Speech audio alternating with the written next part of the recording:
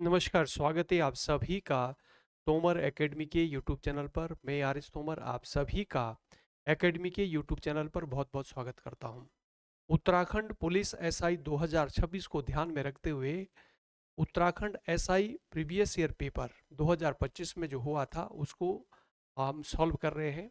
जो मैथ्स वाला पोर्शन है वो मैं सॉल्व करा रहा हूँ थोड़ा-थोड़ा करके, ताकि आपको इसमें बोरियत भी ना रहे, लंबी जो है क्लास है, लंबी वीडियो भी ना बने। तो इसलिए हम ये सॉल्व कर रहे हैं ताकि आपको ये पता चले कि किस टाइप का किस लेवल के प्रश्न पूछे जाते हैं और कौन कौन से चैप्टर जो है इम्पोर्टेंट है। तो इसी को ध्यान में रखते हुए ही हम जो है ये क्लास कर रहे हैं। कई क्लासें मैंने डाल दी इसमें। तो जो बच्चे पहली बार देख रहे हों, जो उत्तराखंड एसआई की तैयारी कर रहे हों, तो इससे पहले जो मैंने क्लास डाली है तो उसे भी आप जरूर देखें। आज हम जो है उससे आगे प्रश्न जहाँ तक हमारा हो गया है उससे आगे जो है प्रश्नों को हम सॉल्व करेंगे। आप देखेंगे कौन से चैप्टर इंपॉर्टेंट है, उसको आपने नोट भी करना है, उसे साथ साथ अपनी तैयारी को बेहतर करना है। तो आइए बच्चों, प्रश्न जो है सॉल्व करते, जहाँ तक हमने कर दिया है उसके आगे चलते हैं। और ताकि आप जो है जो 26 में एसआई की वैकेंसी आएगी उसके हिसाब से आप जो है अपनी जो तैयारी है उसको बेहतर कर सके। तो जो बच्चे पहली बार क्लास देख रहे हों तो आप इससे पहले वाली जो क्लास है उसे भी जरूर देखें, ताकि आपको पूरा जो पेपर है मैथ्स का जो प्रश्न पूछे जाते हैं आपको पता चले। तो आइए बच्चों, प्रश्न पे आते हैं। जहां तक हमने कर दिया उससे आगे बढ़ते हैं।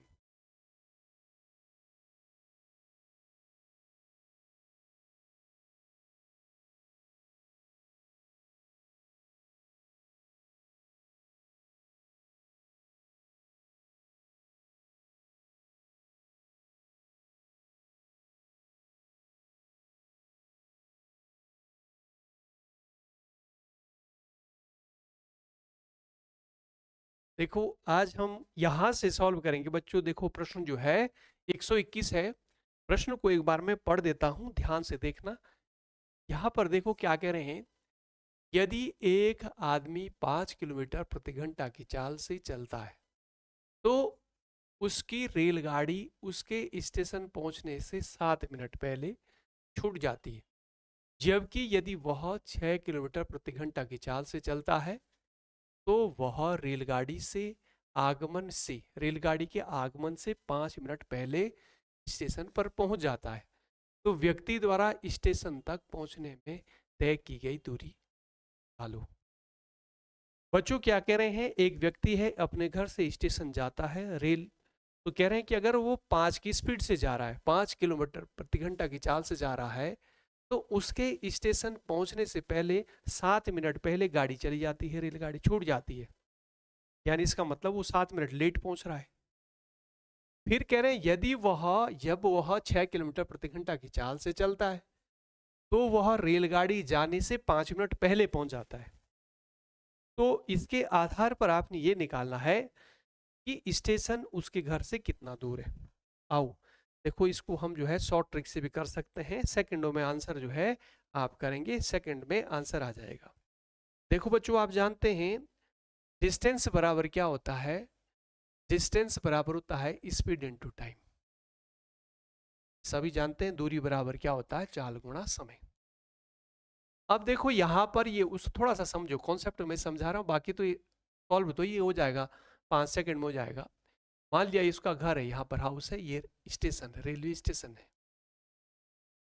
अब ये कह रहे हैं कि अगर वो 5 की स्पीड से जाता है ना, 5 किलोमीटर प्रति घंटा की चाल से जा रहा है, तो यहाँ पर ना वो लेट पहुंच रहा है। यानी जैसे गाड़ी की जो टाइमिंग है 8 बजे, सुबह 8 बजे जाने की है, तो ये कह रहे हैं कि अगर 5 किलोमीटर प्रति घंटा की स्पीड से जा रहा तो यहाँ ना इसके पहुंचने से 7 मिनट पहले गाड़ी चली गई।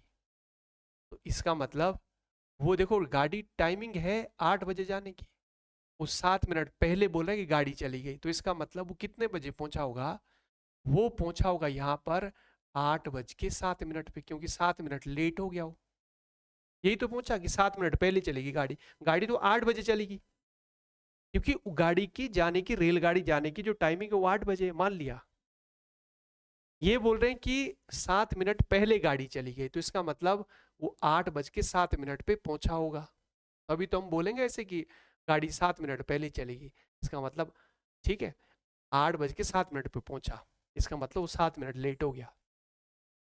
दूसरी लाइन में कह रहे हैं यदि वह 6 किलोमीटर प्रति घंटा की रफ्तार से जा रहा है, इस चाल से जा रहा है, तो कह रहे हैं कि गाड़ी छूटने से 5 मिनट पहले पहुंच जाता है, गाड़ी जाने के 5 मिनट पहले। तो गाड़ी तो 8 बजे जा रही है, तो इसका मतलब वो कितने बजे पहुंच गया होगा, 7:55 पे। भाई वो 5 मिनट पहले पहुंच गया ना, गाड़ी छूटने के 5 मिनट पहले पहुंच रहा, अगर स्पीड थोड़ी बढ़ा देता है तो 5 मिनट पहले पहुंच रहा, मतलब 7:55 पे पहुंच रहा होगा। तो आप ये बताओ इस इन दोनों टाइम के बीच का डिफरेंस कितना है। 5:55 में 5 मिनट जोड़ोगे तो 8 बज गए, देखो 7:55 में 5 मिनट जोड़ो 8 बज गए, 8 बजे के बाद फिर 7 मिनट, तो कितने मिनट का अंतर है, 12 मिनट का अंतर। इन दोनों समय के बीच कितना मिनट का अंतर है, 12 मिनट का अंतर। ये अंतर किसके कारण पर है, इन चालों के कारण पर है। ये जो डिफरेंस है किसके किसके कारण हुआ, ये डिफरेंस जो आ रहा है समय में, वो इस चाल के, अगर चाल बढ़ा देते तो जल्दी पहुंच रहा है, तो 12 मिनट का गैप आ रहा है। तो यहां पर देखना डिस्टेंस हमने निकालनी, यहां पे आ जाओ। स्पीड आपने देखो, ये मैंने कॉन्सेप्ट समझाया, एग्जाम देखो आपने कॉन्सेप्ट बना लिया, आप सीधा आप क्या करेंगे एग्जाम में, ये करने की जरूरत भी नहीं, सीधा आप यहां पर आएंगे। दो चालें हैं, तो एक चाल 5 है, एक 6 है, दोनों के बीच का डिफरेंस, दोनों चालों के बीच का अंतर गुणा समय कितना लग रहा है, 12 मिनट का अंतर आ रहा दोनों के बीच में। 12 मिनट को किस में चेंज करना है, किलोमीटर प्रति घंटा में चेंज करना है, ठीक है। 12 मिनट को किस में, घंटे में चेंज करेंगे ना, 12 मिनट को किस में चेंज करेंगे, घंटे में चेंज करेंगे, क्योंकि यहाँ पर जो स्पीड है ना वो किलोमीटर प्रति घंटा है, तो यहाँ पर 12 मिनट था तो मैंने इसको घंटे में चेंज कर दिया, ठीक है। 12 मिनट बटे 60 कर दिया ना, आप जानते हैं कि 1 घंटे में क्या होते हैं, 60 मिनट होते हैं, 1 घंटे में 60 मिनट होते हैं, ठीक है। तो इसलिए अगर आपने 12 मिनट को घंटे में चेंज करना तो 60 से भाग देंगे, तो इस तरह से घंटे में चेंज कर दिया। जब आप इसको सॉल्व करेंगे तो देखो यहाँ पर तो 1 आया नीचे, यहाँ पर 6 × 5 हो रहा है, और यहाँ पर 12 × 12, 12×5 = 60, यहाँ पर 1/5 हुआ। अब इसको आप कैलकुलेट कर दो, देखो 5 से 5 कटा, आपका आ गया 6, यानी डिस्टेंस कितनी होगी, 6 किलोमीटर। यानी उसके घर से जो रेलवे स्टेशन कितना दूर है, 6 किलोमीटर।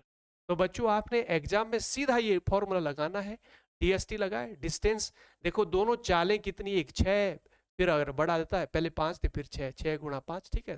दोनों के बीच का डिफरेंस गुणा समय के बीच का अंतर कितना रहा, 12 मिनट का, 12, क्योंकि किलोमीटर प्रति घंटा है तो मिनट का घंटे बना देना, 60 से भाग देना, कैलकुलेट कर देना, आंसर आ जाएगा।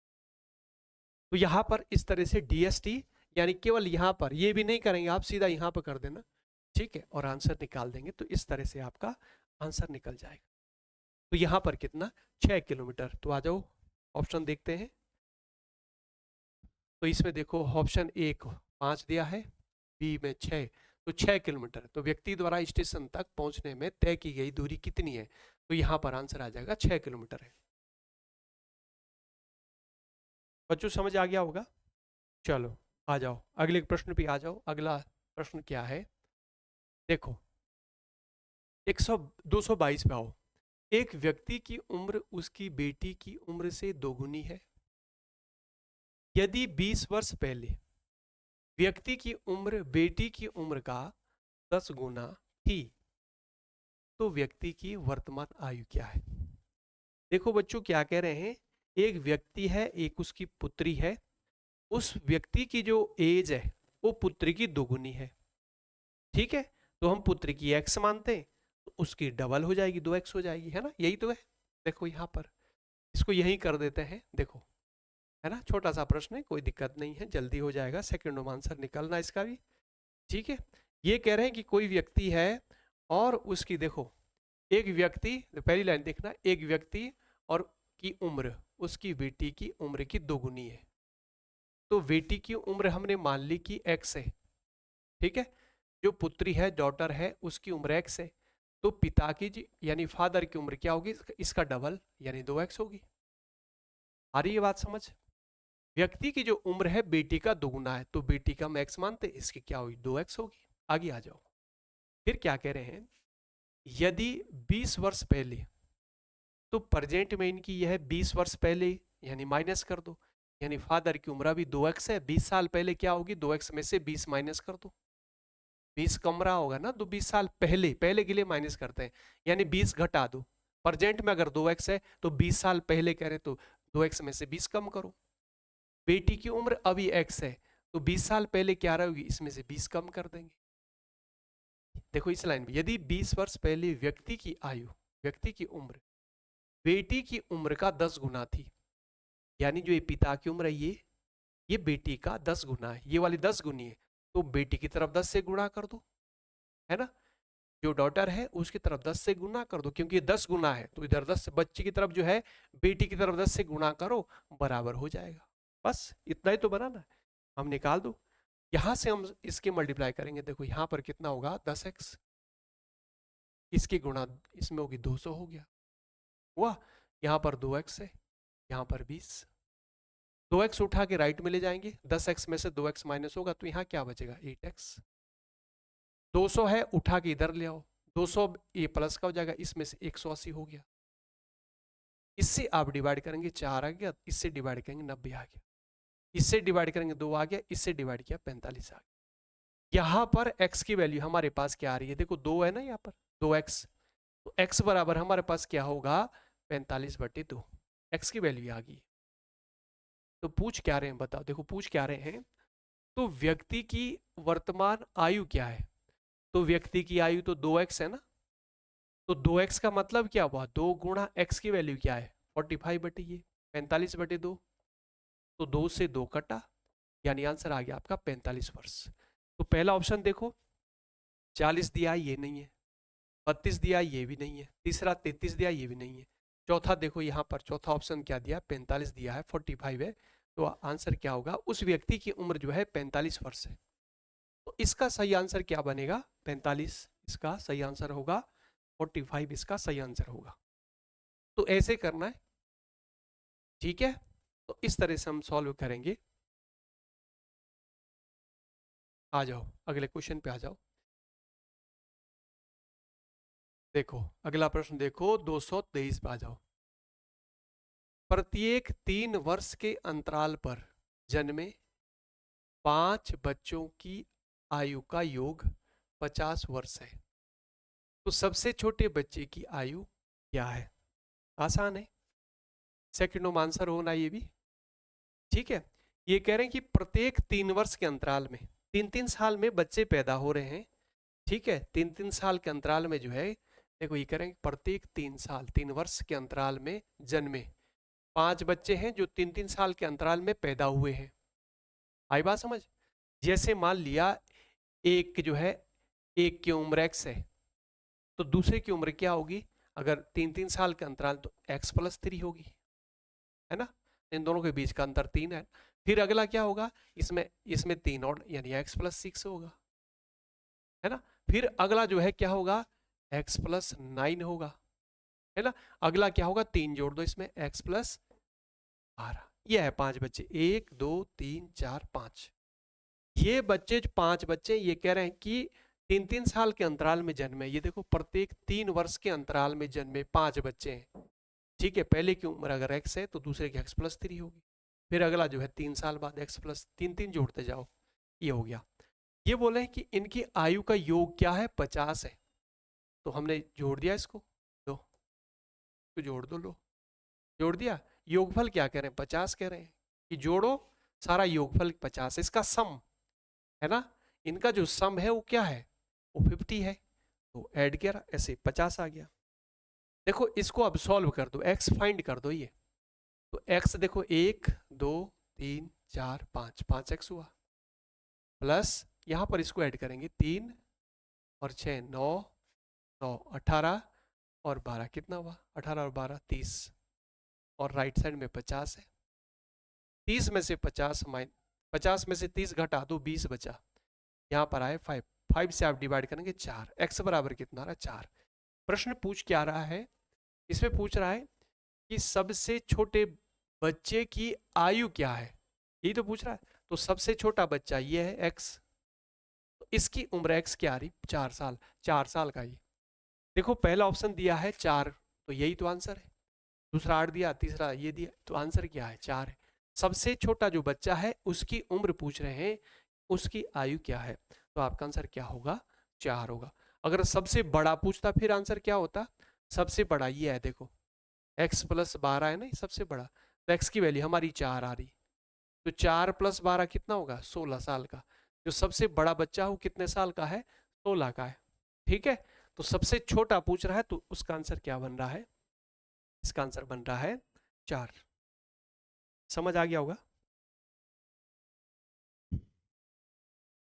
चलो आ जाओ,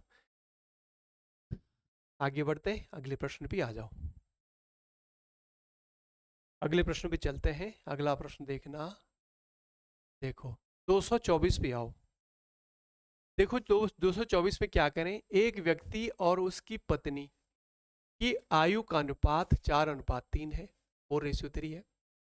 4 वर्ष बाद आयु का अनुपात 9:7 हो जाएगा। यदि विवाह के समय का अनुपात 3:2 था, तो उनका विवाह कितने वर्ष पहले हुआ था। ये कह रहे हैं कि उनका विवाह बताओ कब हुआ था।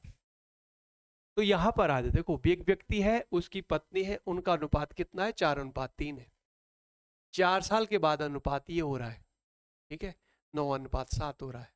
ठीक है, तो अभी तो देखो 4:9 है ना, देखो एक व्यक्ति है, उसकी पत्नी है, जैसे मान लिया एक ए है एक बी है। ठीक है, तो एक व्यक्ति और उसकी पत्नी, उनका अनुपात 4:3 है, यही तो कह रहे हैं, है ना। ये कोई मैन है और ये वाइफ है डब्लू, और इनका जो रेशियो है वो 4:3 है। ठीक है, अनुपात में कहीं पर दिया तो उसको ऐसे लिखते हैं 4x, और इसको क्या लिखे हैं 3x, ऐसे लिखते हैं। ठीक है, तो ये जो है उनकी जो एज है ना, इनकी जो एज है, प्रेजेंट एज है ना, ये प्रेजेंट एज का जो रेशियो है यह है 4:3 है, यह है। अब 4 साल के बाद, आफ्टर 4 ईयर, है ना, 4 साल के बाद देखो इसकी उम्र क्या होगी, इसमें 4 जुड़ जाएगा ना, 4 साल बड़ा हो जाएगा, तो 4 इसमें जुड़ेगा, और इसकी उम्र भी 4, वाइफ की उम्र भी 4 साल ज्यादा हो जाएगी, 4 इसमें भी जुड़ जाएगा, ये बना। 4 साल के बाद इनकी उम्र ये हो गई, इसमें भी 4 जुड़ा, इसमें भी 4। अब ये कह रहे हैं 4 साल बाद जो इनकी एज है उसका रेशियो क्या बन रहा है, 9:7। प्रश्न में कह रखा है कि 4 साल के बाद इनकी जो एज है वो किसके बराबर हो जाती है, 9:7 के बराबर हो जाती है। देखो अभी ये 4x थी, ये 3x थी, फिर समझो 4 साल के बाद करें तो इसमें 4x में 4 जोड़ दिया, 3x में 4 जोड़, यानी ये भी 4 साल बढ़ गया, ये भी 4 साल बढ़ गया।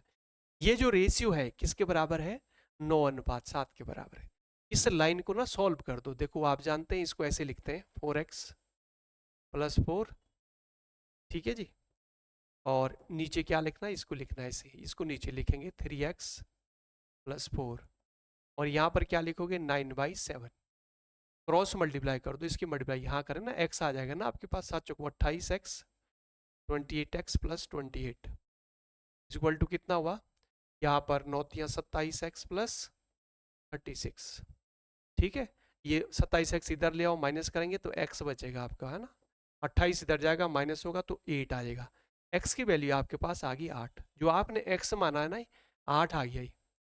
ठीक है, तो जो प्रेजेंट एज ये तो कितने साल का है, सही आ रहा है, 8 है, 28 और 2, ठीक है ना, 7 7 आना है, 7 चौको 28 और 7 चौको 28, 9×3 = 27, 9 चौको 36, ये इधर आएगा, माइनस हो गया x, 28 इधर जाएगा, माइनस हो जाएगा, 8 आ गया x। तो देखो यहाँ पर ये कितने साल का हो जाएगा, यहाँ पर x की जगह आप 8 रखो यहाँ पर, तो ये देखो जो मैन है उसकी उम्र 4x है, और x की जगह 8, 8 चौको 32, 32 साल का हो गया, ये प्रेजेंट में 32 साल का है। ठीक है, और ये जो है ये कितने साल की, देखो 8×3 = 24, ये 24 साल का है। ठीक है, ये वाइफ उसकी 24 साल की है। आई बात समझ, ये पूछ क्या रहे हैं, पूछ क्या रहे थे, देखना यहाँ पर प्रश्न पे आ जाओ, क्या पूछ रहे थे, एक व्यक्ति और उसकी पत्नी की आयु का अनुपात 4:3, 4 वर्ष बाद आयु का अनुपात 9:7। ठीक है, यदि विवाह के समय आयु का अनुपात ये था, तो उनका विवाह कितने वर्ष पहले हुआ था, उनका विवाह कितने वर्ष पहले हुआ था। अच्छा ये क्या कह रहे हैं,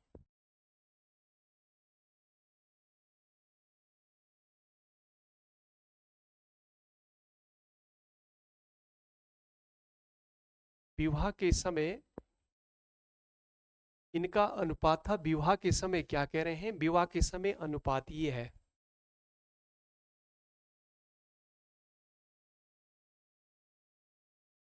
3:2। एक व्यक्ति और उसकी पत्नी की आयु का अनुपात 4:3 है। 4x 3x हो गया। 4 वर्ष बाद आयु का अनुपात ये हो गया। ठीक है, यदि विवाह के समय आयु का अनुपात ये था तो विवाह कितने वर्ष पहले हुआ था। विवाह के समय अनुपात 3:2 था भाई, है 3:2 कह रहा है कि विवाह के समय अनुपात था 3:2।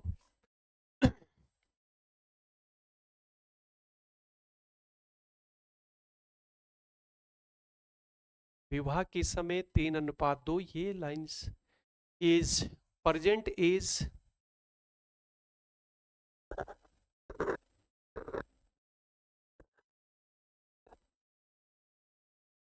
विवाह के समय अनुपात था, 1 मिनट यहां से ऐसे करना, विवाह के जब शादी हुई थी तो विवाह के समय 3:2 था, है जी।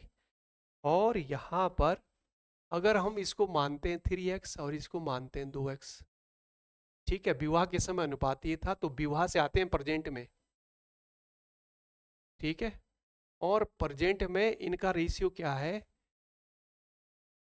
अच्छा प्रेजेंट, ठीक है, विवाह के समय देखो प्रेजेंट में तो इनका ये है ना, तो यहाँ पर हमें जो है x की वैल्यू हमारे पास 8 है ना, तो यहाँ 8 रखेंगे तो 8 यहाँ 24 हुआ, ठीक है 24 हुआ ना ये, और यहाँ पर 2 गुणा x की वैल्यू कितनी है 8, तो यहाँ पर 8 8 दूनी 16 हुआ। तो विवाह के समय देखो इसकी उम्र जो पुरुष है उसकी उम्र तो 24 थी और उस लड़की की उम्र 16 थी, तो यहां पर देखना देखो प्रेजेंट उम्र जो है यहां पर देखो ये 32 है, ठीक है। और जब उनका विवाह हुआ था, विवाह के समय देखना, विवाह के समय हमने निकाला कि विवाह के समय उनकी उम्र जो है क्या थी, इसकी तो 24 है, देखो यही लिख देता है, देखो इसकी 24 थी और प्रेजेंट में 32 है, तो कितने साल, जब 24 साल में विवाह था, प्रेजेंट में 32 साल का, देखो प्रेजेंट में ये 32 साल का हो चुका है, विवाह इसका 16 साल में हुआ था, ये प्रेजेंट में जो है जो महिला वो 24 साल की हो चुकी है, तो कितना गैप है इसके बीच में, है ना, देखो ये प्रेजेंट एज है और ये विवाह के समय की उम्र है, तो कितने साल पहले विवाह हुआ था, 32 में से 24 घटा दो, तो 32 में से 24 घटाएंगे तो कितना 8 साल, 24 में से आप जो है इसको माइनस कर दो 8 वर्ष, यानी 8 वर्ष पहले जो है उनका विवाह हुआ था, है ना, 8 वर्ष पहले हुआ था ना, देखो प्रेजेंट उम्र है 32, प्रेजेंट उम्र 32 है ना, और विवाह हुआ था 24 साल में, तो 32 में से 24 घटाएं तो 8 साल पहले हुआ था ना विवाह। इसी तरह देखो ये प्रेजेंट जो महिला है वो प्रेजेंट में 24 साल की है, जब विवाह हुआ था उस समय 16 साल की थी, तो कितने साल पहले विवाह था, तो 24 में से 16 यानी 8 साल पहले जो इनके बीच का गैप 8 आ रहा ना, देखो 8 का गैप है, इसके 8 का गैप, यानी 8 साल पहले जो है वो विवाह हुआ था, उनका विवाह हुआ था कब, 8 साल पहले, तो इसका सही आंसर क्या बनेगा, 8 साल पहले बना था, ठीक है, तो इसका देखो आंसर क्या बनेगा, ये बने, देखो पहले ऑप्शन में दिया 6 और दूसरे ऑप्शन में 8 दिया, तो 8 साल पहले हुआ था विवाह। बच्चों समझ आ गया, ये इंपॉर्टेंट प्रश्न है, समझ आ गया, एक बार चाहे फिर देख लो, देखो देखो ये कह रहे हैं जब प्रेजेंट में उनकी आयु का अनुपात ये है 4:3 है, ठीक है, और विवाह के समय का अनुपात ना, अगर यहां लिखना चाहें भाई विवाह तो पहले हुआ ना, प्रेजेंट तो देखो विवाह के समय जो अनुपात है, विवाह के समय क्या अनुपात है, देखो 3:2 है ना ये, यानी 3x है और महिला जो है वो 2x है, ठीक है, ये 2x है, ठीक है, विवाह के समय ये पुरुष है, इसकी उम्र 3x और इसकी 2x है। प्रेजेंट में देखो, प्रेजेंट में इनका 4:3 है, ये 4x है, ये 3x है। 4 साल के बाद क्या होगा, इसमें देखो जो प्रेजेंट है उसमें 4 साल जोड़ देगा ना, देखो प्रेजेंट में 4 साल जोड़ देंगे तो ये उम्र हो गई, इसमें 4 साल जोड़ देंगे, ये जो रेशियो है बोल रहा है ये इसके बराबर है, तो हमें इसको ऊपर लिखते हैं ऐसे, x की वैल्यू निकाल दी हमने 8, 8 जब हमें x से निकल गया तो हमने x माना था, तो 8 तिया 24, ये 24 साल का है, और 8 दूनी 16, ये 16 साल में, यानी इसकी 24 साल में, पुरुष की 24 साल में शादी हुई थी और जो महिला थी ये 16 साल की थी, ठीक है। तो अब पर देखो यहाँ पर रख रहे हैं हम x की वैल्यू, यहाँ रख रहे हैं तो 8 चौको 32, ये 32 आ रहा है, और यहाँ पर 8 या 24 है, 24 साल है। तो इस देखो 24 साल में शादी हुई थी, 32 साल का हो गया अब, ठीक है। तो इसके बीच का अंतर कितना, 8 साल है ना, है ना। ये प्रेजेंट में 32 साल का, 24 साल में शादी हुई, तो कितना साल पहले शादी हुई थी, 8 साल पहले। यहाँ देखो 24 साल की है, पहले जो है 16 साल, तो इसके बीच का गैप ये मतलब 8 साल पहले जो है विवाह हुआ था। इस तरह से सॉल्व करेंगे। आ जाओ अगले प्रश्न पे आ जाओ, ठीक है। यहाँ पे आ जाओ। 2 मिनट में किसी घड़ी के घंटे वाली सुई घूमती है, घंटे वाली सुई की बात कर रहे हैं। 2 मिनट में जो घंटे वाली सुई है वो घूमती है, ऐसा कह रहे हैं। घंटे वाली सुई आपको पता है 3 प्रकार की सुइयां होती है, सेकंड की सुई, मिनट की सुई और घंटे की सुई। घंटे की सुई जो सबसे स्लो चलती है, आई बात बच्चों समझ। घंटे की सुई जो है सबसे स्लो चलती है, कॉन्सेप्ट को समझो पहले। ये दो बोला 2 मिनट में घंटे की जो घड़ी में घंटे की सुई वो कितनी घूमती, कितना कोण बनाती है ना। ये बोले कि कितना कोण बनाती है घंटे की सुई। चलो आ जाओ समझो। देखो पूरा एक चक्कर होता है घड़ी में 360 का। देखो बच्चों कॉन्सेप्ट को समझो। यहाँ पर देखो, यहाँ पर 12 होता है ऐसे घड़ी में, ये 6 है, यहाँ पर आपका 3 है, ये 9 है, ठीक है। 3 प्रकार की सुइयां होती है ना। एक सबसे छोटी ये घंटे की, ये मिनट की, और एक जो है सेकंड की सुई। 3 प्रकार की सुइयां होती है। घंटे की सुई की बात कर रहा है, घंटे की सुई की लेंगे हम, ठीक है। तो घंटे की सुई की बात कर रहा है। देखो पूरा एक चक्कर घंटे की सुई जो, देखो पूरा एक चक्कर, देखो पूरे एक चक्कर में क्या होते हैं, 12 घंटे होते हैं ना पूरे। तो पूरा एक चक्कर होता है 360 डिग्री का। पूरे 12 घंटे होते हैं ना इसमें, देखो होते कि नहीं होते, देखो पूरे 12 घंटे इसमें। देखो 1 2 3 4 है, 5 6 7 8 9 10 और 11 और 12, पूरे 12 घंटे। तो घंटे की सुई देखो पूरे 12 घंटे में, देखो मैं यहाँ लिख देता हूँ ऐसे ना, घंटे की सुई, ठीक है, 12 घंटे में कितना कोण घूमती है, बराबर 360 डिग्री का। देखो पूरा एक चक्कर लगाएगी, घंटे की सुई आराम से चलती है, पूरा एक चक्कर लगाएगी तो पूरे एक चक्कर में कितना कोण घूमी, 360 डिग्री का। 12 घंटे में बनना 360 डिग्री का घंटे की सुई। तो मुझे ये बताओ घंटे की सुई 1 घंटे में कितना कोण बनाएगी। जब 12 घंटे में, पूरे 12 घंटे में 360 का, तो 1 घंटे में 12 से इसको डिवाइड कर, 360 बटे 12, 12 से इसको डिवाइड करेंगे, 12 तिया 36, 30 डिग्री का बनाएगी। बनाएगी नहीं बने, देखो 30 डिग्री, इससे हमने डिवाइड किया 30 डिग्री का। 1 घंटे में कितना कोण बना रही है, 30 डिग्री का कोण बना रही है 1 घंटे में।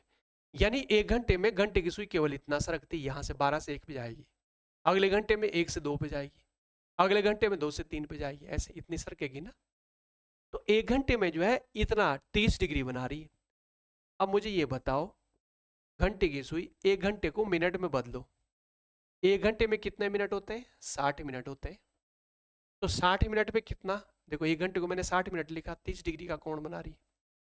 इसलिए घंटे की जो सुई है 1 मिनट में कितना कोण बनाएगी, घंटे की सुई 1 मिनट में कितना, इस ये 60 हटाएगा, कहाँ जाए 30 के नीचे, 30 बटे 60, इससे डिवाइड कर दो, आधा डिग्री, यानी कितना बना रही, आधा डिग्री का कोण। जो घंटे की सुई है 1 मिनट में कितना डिग्री का कोण बना रही, आधा डिग्री। अगर आपको याद होगा ना, अगर आपको याद है तो आप सीधा डायरेक्ट यहाँ से लिख सकते हैं कि घंटे की जो सुई है, ठीक है, घंटे की सुई 1 मिनट में आधे डिग्री का कोण बनाती है। अगर आप भूल जाए तो पूरा कॉन्सेप्ट देखो मैंने आपको समझा दिया, अगर भूल भी गए तो आप ऐसे लिखना, पूरा एक चक्कर बराबर 360, 1 घंटे में इसे डिवाइड किया, 30 डिग्री का कोण बन रहा है, तो 1 घंटे में मतलब 60 मिनट, मिनट में पूछ रहा ना, तो घंटे को 60 मिनट में बदला, 1 घंटे में 60 मिनट होता है, 60 मिनट बाद 30 डिग्री है, तो 1 मिनट बराबर क्या हुआ, इस 60 को हटाओ नीचे, आधा डिग्री का, 1 मिनट में आधा डिग्री का कोण बन रहा है। वो पूछ रहा 2 मिनट में। जब 1 मिनट में घंटे की जो सुई है 1 मिनट में कितना कोण बना रही है, 1 मिनट में बना रही बराबर आधा डिग्री का कोण। तो इसीलिए जो घंटे की सुई है वो 2 मिनट में कितना कोण बनाएगी, इसका दुगुना, आधे का दुगुना, यानी 2 से गुणा करो तो 2 से 2 कटा, यानी 1 डिग्री। आपका आंसर क्या बनेगा, 1 डिग्री। 2 मिनट में कितना बनाएगी, 1 डिग्री, है ना। जब 1 मिनट में आधा डिग्री का, 2 मिनट में कितना, कुछ भी बोले 10 मिनट में कितना बनाएगी, 10 मिनट में कितना बनाए, तो आप क्या करेंगे 1/2 गुणा 10 कर देना, ऐसे 2 से आप डिवाइड किया 5 डिग्री का, है ना। 20 मिनट में पूछ रहा कि घंटे की सुई जो है 20 मिनट में कितना कोण बनाएगी, तो घंटे की जो सुई है वो 20 मिनट में कितना कोण बनाएगी, 20 मिनट में यानी आप क्या करना, 1/2 गुणा 20 लिखना, ऐसे 2 से आपने डिवाइड किया यानी 10 डिग्री का कोण। ठीक है, तो आपको जब ये पता है कि 1 घंटे में है ना, घंटे की सुई 1 मिनट में आधा डिग्री कोण बना रही है, तो 2 मिनट, 1 मिनट में आधा डिग्री, 2 मिनट में कितना बनाएगी, 1/2 गुणा 2, 2 से 2 कटा 1 डिग्री। ठीक है, कैसे हुआ है घंटे की सुई 1 मिनट में आधा डिग्री कैसे बना, वो मैंने आपको समझाया, देखो पूरा समझाया, कॉन्सेप्ट मैंने समझाया किस तरह से ये बन रहा है, तो आप आंसर निकाल देंगे, तो इसका आंसर बनेगा 1 डिग्री। बच्चों बात समझ आई? आ जाओ जरा, देखो आंसर क्या बनेगा, यहाँ पर बनेगा, देखो यहाँ पर पहला ऑप्शन 1 डिग्री दिया है, दूसरा 2 डिग्री है, 3 डिग्री, 4, आंसर क्या बनेगा 1 डिग्री है ना। 2 मिनट में कितने घंटे की सुई कितना कोण बनाती है, तो यहाँ पर आंसर बनेगा 1 डिग्री। आ जाओ अगला क्वेश्चन देखो जरा, पढ़ो जरा बच्चों, पढ़ो इसको क्या कह रहे हैं, देखो क्या कह रहे हैं, यदि 3 संख्याओं a b और c का औसत a है, तो a b c और a का औसत बताओ। आसान प्रश्न है, औसत का प्रश्न है। तो बच्चों आप जानते हैं औसत कैसे निकालते हैं, औसत बराबर होता कुल योग बटे कुल संख्याओं से। देखो औसत कैसे, एवरेज कैसे निकालते हैं, कुल योग बटे कुल संख्या। तो यहां पर पहली लाइन देखना, यदि 3 संख्याओं a b c का औसत क्या दे रखा है, ये दे रखा है, तो औसत हमारे पास a दे रखा है। 3 संख्याएं कौन सी है, a plus b plus c, योग होता है ना, और नीचे संख्याएं कितनी 3, औसत बराबर कुल योग, योग करा मतलब प्लस करा बटे 3, इसके क्रॉस मल्टीप्लाई करो कितना हो जाएगा 3a बराबर क्या बनेगा, a plus b plus c, ये बना। आ जाओ आगे, a b c और a का औसत बताओ, ये बोले इसका औसत बताओ, तो इसका औसत हमको निकालना, एवरेज निकालना है। ठीक है, किसका निकालना औसत, औसत बराबर कुल योग, इसका योग करो, a plus b plus c plus a, ये बोला ना, a b c और a, इसका औसत बताओ। तो इसका औसत क्या होगा, इसका जिसको जोड़ो बटे संख्या कितनी है 4 है ना, 1 2 3 4 बटे 4 रखेंगे। यहां पर आना, इस लाइन पे आओ, ऊपर वाली जो हमने सॉल्व करी थी, a plus b plus c, ये कितना है 3a के बराबर है। तो यहाँ पर ना a plus b plus c, इसकी जगह क्या रखो, यहाँ से वैल्यू पुट कर दो, यहाँ इसकी जगह क्या आएगा 3a प्लस a बटे 4, कितना हुआ 3a और 1 ये कितना हुआ 4a बटे 4, तो 4 से 4 कटा कितना आ गया a, आपका आंसर बना a। तो इसका आंसर क्या बनेगा a बनेगा। देखो पहला ऑप्शन दिया है 2a, नहीं ये बना, देखो दूसरे में दिया a, तो इसका आंसर क्या बनेगा a बनेगा।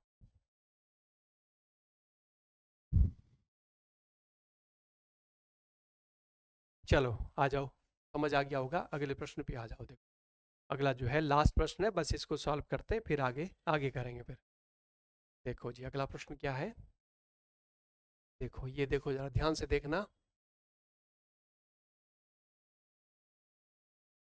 देखो क्या कह रहे हैं, 11 परिणाम रिजल्ट का औसत 60 है, यदि प्रथम 6 परिणामों का औसत 59 और अंतिम 6 परिणामों का औसत ये हो 62 हो, तो बोले छठा परिणाम क्या है ये बताना है।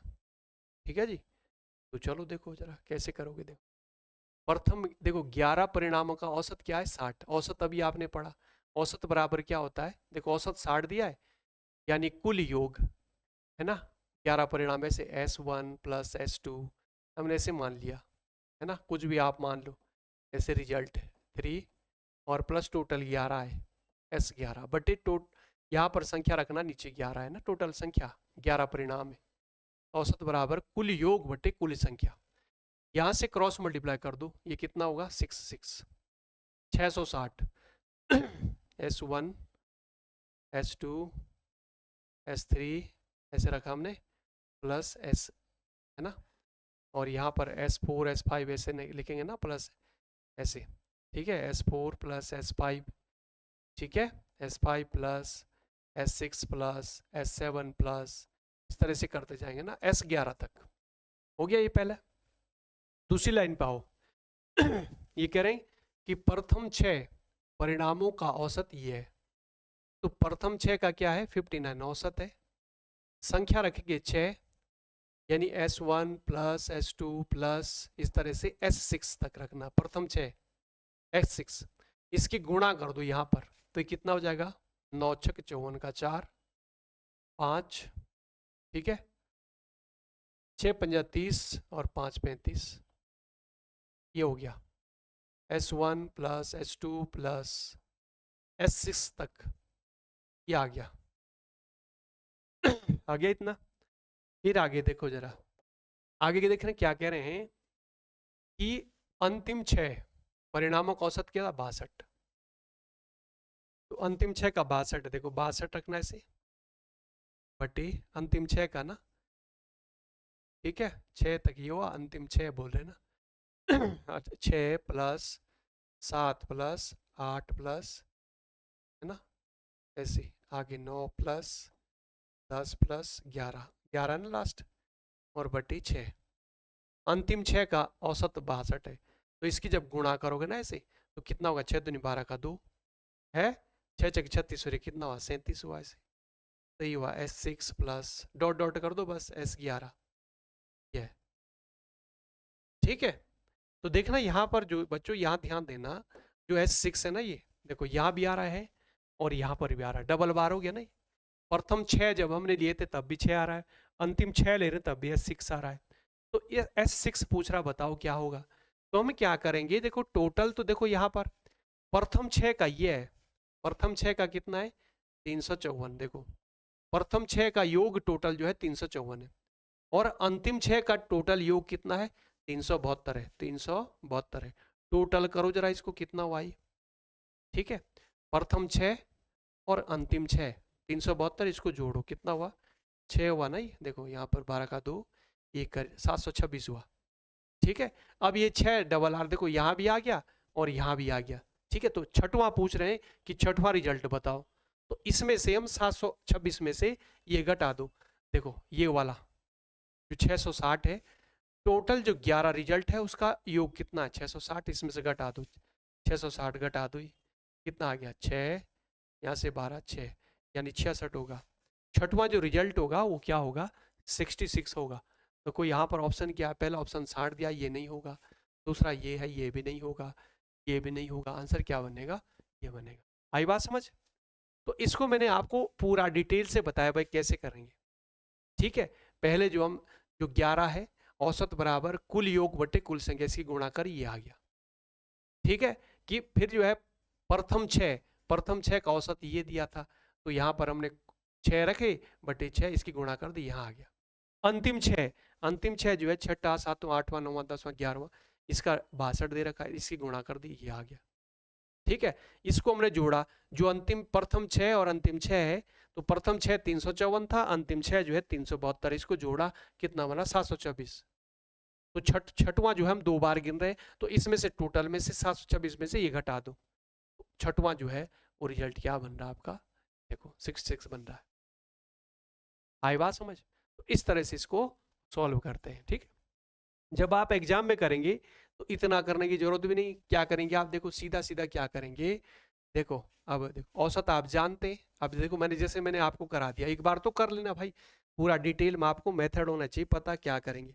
अब जैसे आपने एक बार कर दिया, तो आप क्या करोगे, इसको देखो प्रथम 11 का औसत ही है, औसत आप जानते हैं, औसत बराबर क्या होता है कुल योग बटे कुल संख्या, संख्या 11 है, कुल योग आपने करा है ना, टोटल सम आपने कुछ भी रखा, S11 रख दिया टोटल 11 का, इसकी गुणा करी, कितना आ गया, ये आ गया, यानी 11 रिजल्ट का जो है जो टोटल ही आ रहा है, ठीक है। अब क्या कह रहे हैं, अब कह रहे हैं कि प्रथम 6 का जो है 59 है, तो प्रथम 6 लिखा S6 रखा है इसे, प्रथम 6, ठीक है। और यहाँ पर आपने क्या करा, यहाँ पर रखा 6, 6 की गुणा यहाँ कर दी, 6 6 नमा 54 का 4 5, 6 35 और 5 35, ये आ गया प्रथम 6 का टोटल, ये आ गया है ना। और अंतिम 6 का औसत क्या कह रहा है 62 है, तो अंतिम 6 का यहाँ रखना 6, औसत बराबर कुल योग बटे कुल संख्या अंतिम 6 का ना, तो यहाँ पर इसके गुणा कर दिया, कितना हुआ 6 दूनी 12 और 6 6 36 और 1 37, 300, ये आ गया 6, अंतिम 6 का ये आ गया, ठीक है।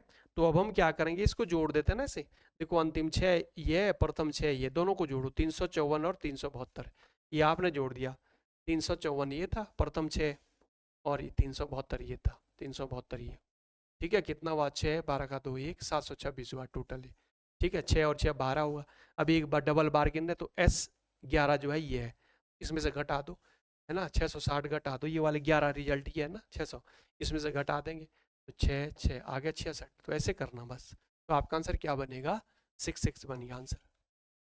तो इस तरह से जो है प्रश्न जो है सॉल्व करेंगे आप। ठीक है, मेथड आपने समझना पहले, जो है जो मेथड के कॉन्सेप्ट है, ठीक है, कॉन्सेप्ट है मेथड उसको समझना है। कहीं पर ट्रिक लग रही तो उसको वहाँ ट्रिक भी लगा दो, है ना, प्रैक्टिस से होता है। फिर जैसे मैंने अभी समझाया भाई ऐसे कर दो, बस सीधा इसका करा, इसको जोड़ दिया, इसमें से घटा दिया, आंसर आ गया। लेकिन पहले आपको डिटेल में पता होना चाहिए कैसे हो रहा है, ठीक है, तभी कर पाएंगे।